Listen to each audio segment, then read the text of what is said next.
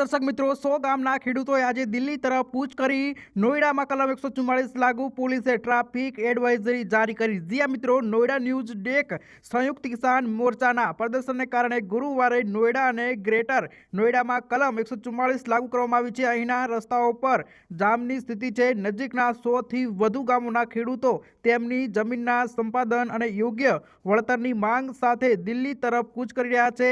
જી મિત્રો, પોલીસ અધિકારીઓ ઘણી જગ્યાએ રસ્તાઓ પર ટ્રેક્ટર જપ્ત કર્યા છે। સવારે મોટી સંખ્યામાં ખેડૂતો ટ્રેક્ટરમાં નોઈડા ઓથોરિટી ઓફિસ પહોંચ્યા હતા। પ્રદર્શનકારીઓમાં મોટી સંખ્યામાં મહિલાઓ છે।